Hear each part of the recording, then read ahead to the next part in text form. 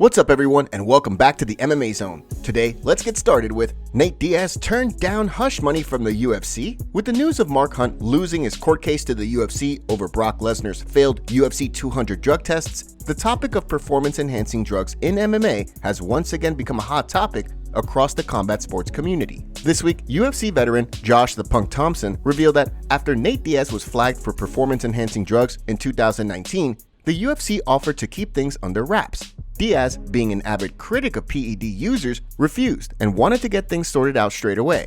As Thompson recalled on he and Big John McCarthy's Weighing In podcast, look what they were trying to do with Nate Diaz.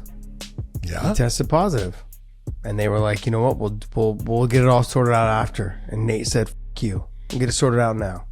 That means that they knew that Nate tested and they were still going to let him fight.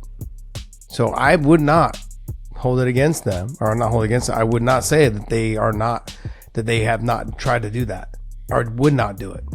Of course, the flag test was determined to be the result of a tainted supplement, and Diaz was cleared of any wrongdoing. As many have pointed out, however, if the UFC was willing to bend the rules for Diaz, could they also have been willing to look the other way regarding Lesnar's UFC 200 pre-fight testing failure? Shout out to our first comments on yesterday's video. Thanks for the support.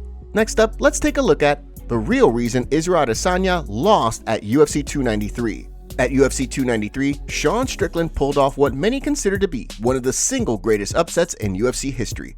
Heading into the fight, few were predicting that Strickland could defeat the last stylebender. However, in the first round, Strickland proved to the masses that he was a true threat to the champ. According to City Kickboxing's Eugene Berriman, the knockdown from Strickland in round 1 may have completely changed the course of the fight, as he explained in an interview with Combat TV. And coming back from it, but I have no doubt that, anybody who's actually had a fight knows that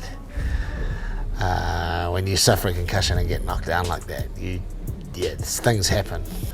But over the whole duration of the fight, you just don't know what that knockdown does. Has it slowed your reactions down? Has it slowed your mental processing down? The knockdown and the concussion, they can do a myriad of things. So, according to Joe Rogan, there could be a number of factors that contributed to Adesanya's loss. As he explained while talking to Sugar Sean O'Malley on the Joe Rogan Experience, And there could be multiple issues. It could be just a weird physical thing. Maybe he just woke up and he just didn't feel good, which does happen. Yeah. But it can happen to people where you're just flat. Yeah. Before we say any of that, Sean Strickland looks so f***ing good. Yeah. I don't know if that was Izzy being flat. It might be that he underestimated him. Yeah. As Berriman has maintained ever since the fight, should Adesanya and Strickland run things back, he has no doubt that the result would be different. Whether fans get the chance to see the two go head-to-head again in a stacked middleweight division, only time will tell. Next up, let's take a look at Conor McGregor breaks silence on UFC 2024 return. After previously stating that he and Michael Chandler would fight in December, Conor McGregor's 2023 comeback was shut down by Dana White, who was quick to say that McGregor would return next year. Of course, given how long it's been, many are wondering whether or not McGregor will in fact compete against Michael Chandler when he makes his big return. While speaking with Mirror Fighting, McGregor gave his thoughts on everything from Dillon Danis' boxing match with Logan Paul to his big return. While discussing his 2024 plans, McGregor confirmed that he would in fact fight Michael Chandler, saying that it simply has to be Iron Mike next. Before then touching on a future bout with Nate Diaz, which the former champ feels he owes the Stockton superstar. Yes, and then Gaethje. Chandler, sit there and wait, shut your mouth, yeah? I owe Nate the fight, so I'm gonna obligate that. He gave me in my rematch, I got the better of him, and I own the Trinity for sure. With UFC 300 on the horizon, many are wondering if the UFC will schedule McGregor's big return for the historic card, given that a date in March or April could line up with his return. Now, let's shift gears and take a look at Alex Pereira breaks silence on UFC beef. Since former two-division Glory Kickboxing champion Alex Pereira made his UFC debut, he feels as though UFC light heavyweight contender and commentator Anthony Lionheart Smith has continued to move the goalposts for him from fight to fight. As Pereira explained through a translator on the MMA Hour this week, so it's always something going on that he feels that Anthony doesn't give him the proper credit that he deserves. He kind of hates a little bit. Instead of just like going, okay, man, on the beginning, I was wrong. I thought that the guy would not want to get that fight, but no, I was wrong. Try to be a little more. He's a commentator. He should try more to win the crowd, not lose. not lose them. You know what I mean? Like, bring the people for him. Be charismatic. You know what I mean? Like, own it. But it's always something else and discredit Alex for everything. And that's why the beef is there. While the two men fight in the same division, Smith is currently ranked at number 8 following his recent win over Ryan Spann. While on the flip side, Pereira is preparing to fight for the vacant title opposite former champion Jiri Prochazka. Whether or not the stars align for the two men to compete in the octagon and settle their beef in the new year, only time will tell. Next, let's take a look at Joe Rogan breaks silence on Dillon Danis fight. The scheduled boxing match between Dillon Danis and Logan Paul appears to be proceeding as planned. Of course, although there's still plenty of time before the two collide on October 14th, the trash talk has continued to ramp up between the two men. During a recent episode of the Joe Rogan Experience, the longtime UFC commentator gave his thoughts on the bout, while questioning whether Danis can afford to withdraw from another fight. Well, if he doesn't show up, how is he making money? Right. I mean, it's not like Dillon is an absolutely terrible striker. Yeah. But he's not a striker. Yeah. He's an elite grappler. Mm-hmm. His grappling is amazing. Mm-hmm. I mean, he's really good. Yeah. On the ground, he's sensational. But it's just, he's not known for being a boxer. No. It's like the Ben Askren situation.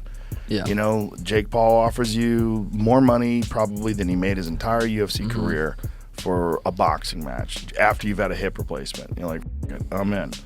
With the contest just weeks away, only time will tell whether the fight winds up taking place, or if Danis actually ends up withdrawing from the bout at the last minute like he did against KSI. Next, let's take a look at Stipe Miocic sends message to Jon Jones. Heading into UFC 295, Stipe Miocic believes that after absorbing just 7 strikes against Ciryl Gane, Jon Jones hasn't quite felt the true difference between light heavyweight and heavyweight. During a recent interview with MMA Junkie, the former champ opened up on Jones' transition, citing power as the biggest difference between the two weight classes. As the former champ reminded Jones and the MMA community, anything can happen in the heavyweight division when punches start flying. Power is no question. You got a big man in there throwing bombs, and doesn't matter if you throw hard or not. I mean, just all that weight behind a punch. With a small gloves, anything can happen.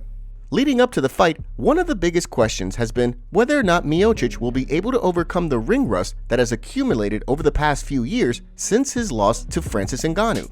Despite that, Miocic and his team believe that they'll shock the world on November 11th. Last but certainly not least, let's take a look at Paddy Pimblett is a problem for Tony Ferguson. At UFC 296, former interim lightweight champion Tony Ferguson will look to return to the win column when he squares off against Paddy Pimblett.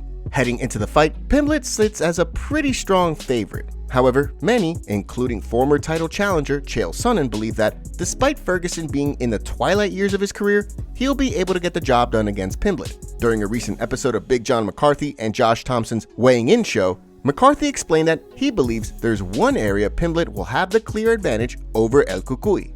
I know, that's the problem that I see in this fight for Tony. He'll land 3 or 4. But if you take a look at those fights, name me the name that you go, wow. I can't. There you go. The speed is an absolute concern in this fight. If Paddy fights smart and tries to stay on the, his bike and on the outside and just use his speed to get in and land shots, I think he's got a great shot at winning the fight. With the fight rapidly approaching before the end of the year, Ferguson will look to capitalize on Pimblett's inactivity after undergoing surgery following his controversial win over Jared Gordon, while Pimblett will look to hand Ferguson his 7th straight loss and send him into retirement. When the two men collide in the octagon, it'll be interesting to see how things play out. The MMA community is going off on Michael Chandler for cheating in his fight against Dustin Poirier at UFC 281 in November of 2022. Footage was recently uploaded to Twitter where it showed Michael Chandler landing 8 consecutive blows to the back of Dustin Poirier's head, which are illegal. We can't show footage due to copyright, but Chandler was also called out for fish hooking Dustin, along with blowing all of his bloody snot on Dustin's face during a sprawl. This sparked a big debate with MMA fans, and here's what some of them had to say about the situation. He cheated like crazy in this fight. Back of the head shots are one of the fouls that get me the most mad, bro. Chandler is one of the least respectable fighters in the organization, and Poirier exposed that. The dude has no respect for the game or for himself, it seems. He cheated in at least 3 different ways and still lost. Zhang Weili recently shocked the MMA world when she picked up Shaquille O'Neal. Zhang, who is only 115 pounds, easily picks up 300 plus pound Shaq. Here's the video. For real.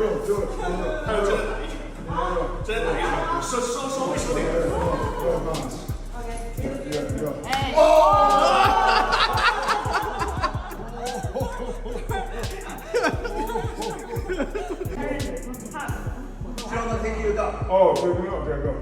No, you get stand up.